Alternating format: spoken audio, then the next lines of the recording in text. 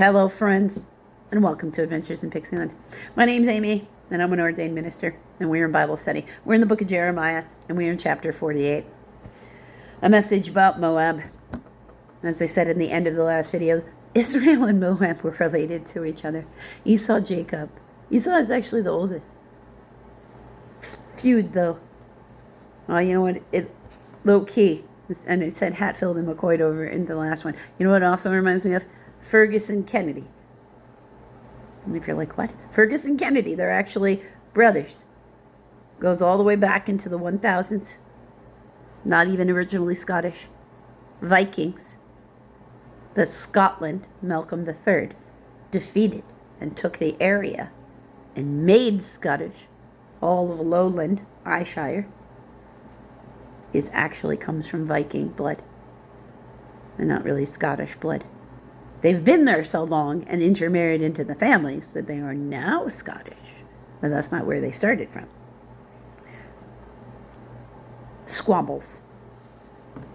Squabbles from fear instead of treating family like family. A message about Moab. Concerning Moab, this is what the Lord Almighty, the God of Israel, says. Woe to Nebo, for it will be Kiriath-Aim, Kiriathaim,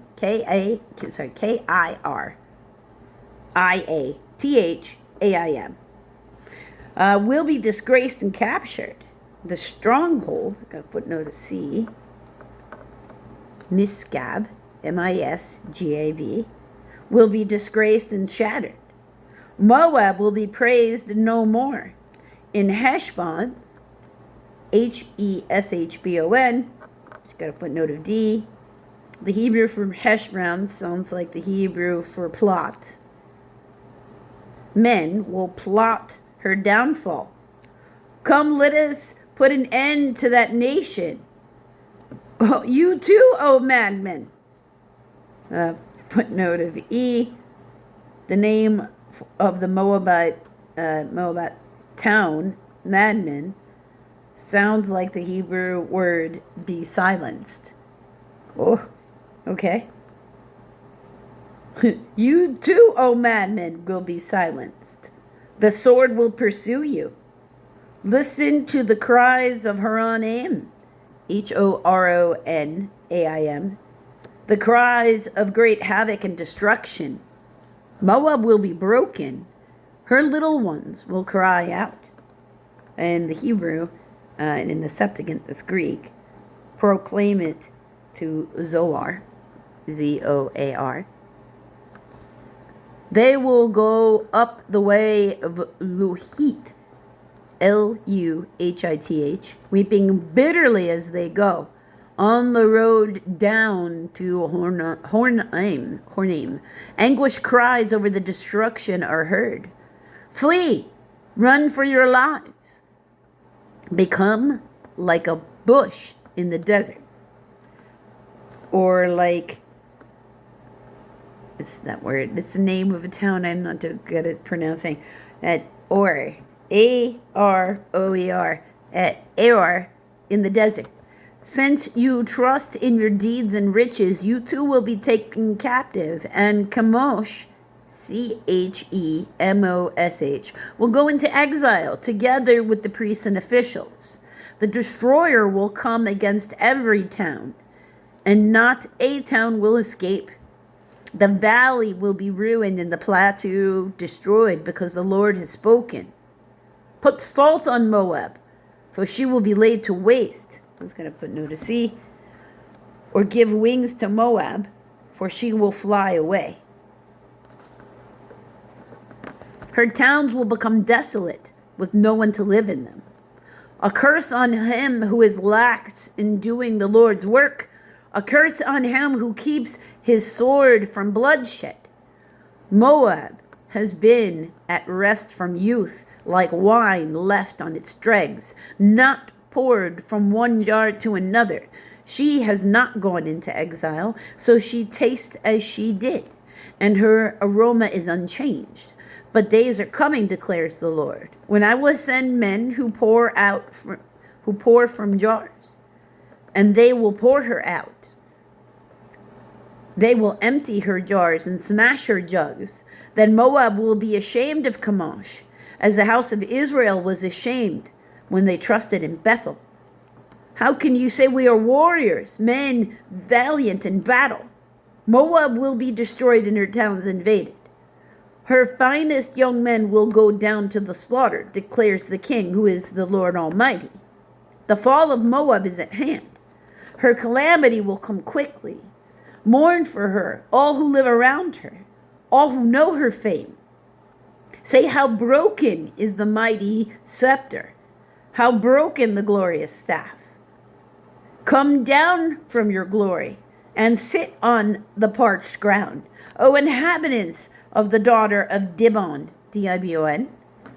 For he who destroys Moab will come up against you and ruin your fortified cities. Stand by the road and watch, you who live, and there we go again, Aroer, A-R-O-E-R. As the man fleeing and the woman escaping ask them, what has happened? Moab is disgraced. Let me try that again. Moab is disgraced, for she is shattered. Wail and cry out. Announce by the Arnon, A-R-N-O-N location, that Moab is destroyed. Judgment has come to the plateau, to Halon, to Jahazah, to Mephath, M-E-P-H-A-A-T-H. So, go ahead. Tell me phonetically how you say that down there. Dibon, Nebo, and Beth Diblathaim, D-I-B-L-A-T-H-A-I-M,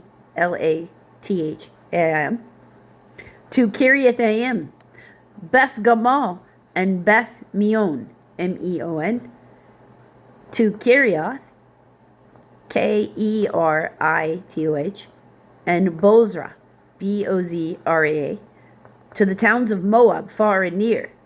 Moab's horn is cut off. Her arm is broken, declares the Lord. Make her drunk, for she has defied the Lord. Let Moab wallow in her vomit. Let her be an object of ridicule. Was not Israel the object of your ridicule? There's the ancient feud.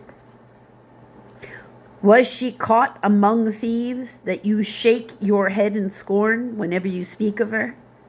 Abandon your towns and dwell among the rocks, you who live in Moab. Be like a dove that makes a nest at the mouth of a cave. We have heard of Moab's pride, her overweening pride and conceit, her pride and arrogance and the haughtiness of her heart.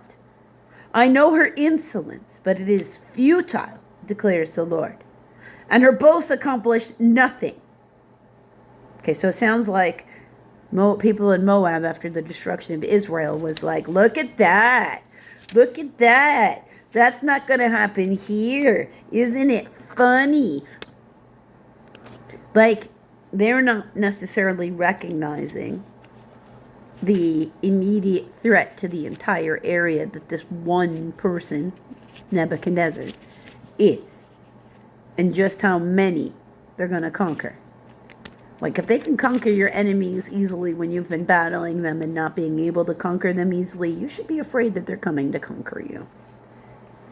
Because if you were having a hard time, and they didn't have a hard time with them, they're not going to have a hard time with you. So these people are not making any sense. Therefore, I will wail over Moab. For Moab I will cry out. I moan for the men of Kir Hareseth, H-A-R-S-E-T-H. I weep for you as Jazer weeps, O vines of Sibmah.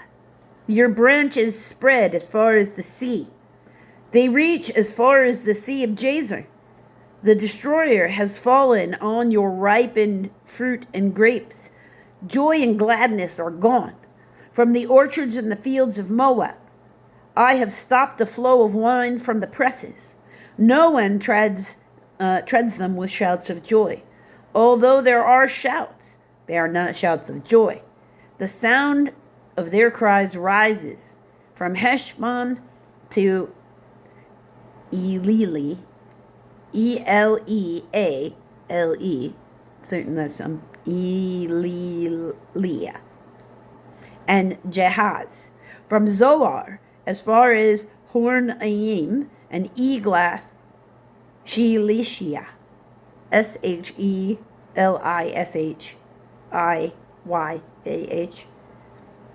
For even the rivers of Nimrim are dried up.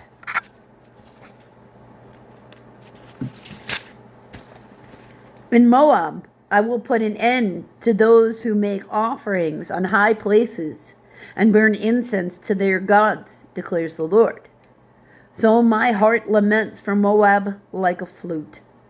It laments like a flute for the men of Kir Hareseth.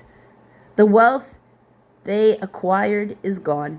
Every head is shaved, every beard cut off, every hand is slashed, and every waist is covered with sackcloth. All signs of you being in mourning and being a slave to someone else. On all the roofs in Moab and in all the public squares, there is nothing but mourning, for I have broken Moab like the jar no one wants, declares the Lord. How shattered she is, how they wail, how Moab turns her back in shame. Moab has become an object of ridicule, an object of horror to all those around her. This is what the Lord says. Remember, in the beginning, Jacob worshipped the same living God because of what they were taught. So Esau also should have been worshiping, and they should have been worshiping the same way. And in fact, when Balaam was trying to do the cursing of them, he could see that Moses was doing the same things that he was doing. So there shouldn't be a conflict. And we're supposed to be generous with each other. Somewhere she went astray as well, not just worshiping the one living God. This is what the Lord says. Look, an eagle is swooping down, spreading its wings over Moab. Kerioth, Kerioth, footnote of A, or the cities, will be captured, and the strongholds taken. In that day, the hearts of Moab's warriors will be like the heart of a woman in labor. Moab will be destroyed as a nation because she defied the Lord. Terror and pit and snare await you, O people of Moab, declares the Lord. Whoever flees from the terror will fall into the pit or into a pit. Whoever climbs out of the pit will be caught in a snare. For I will bring upon Moab the year of her punishment, declares the Lord. In the shadows of Heshbon, the fugitive stands helpless, for the fire has gone out from Heshbon, a blaze from the mists of Sihon, Sihon. It burns the foreheads of Moab, the skulls of those noisy boasters. Woe to you, O Moab! The people of Chemosh are destroyed. Your sons are taken into exile, and your daughters into captivity. Yet I will restore the fortunes of Moab in the days to come, declares the Lord. Here ends the judgment on Moab. So they too, like Israel, taken into captivity for betraying the Lord. Not a singular focus on just one people's, even though the way they had carried on with their marrying practices, they made themselves genetically distinctive. Practice is not acceptable to God. What brings upon exile?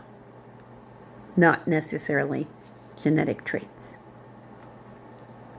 I hope you'll join me for the next video, which is a message about Ammon, or the Ammonites, who indeed were a powerful people. So there's also a message about Edom, a message about Damascus, so surrounding areas who will be going through the same infliction as the people, the Israelites, the Moabites, the Egyptians, and because Babylon did come in and conquer all those things, Just like eventually Persia does come in and conquer all of Babylon, and then eventually Alexander the Great comes in and conquers all of Persia, and then eventually the Romans come in.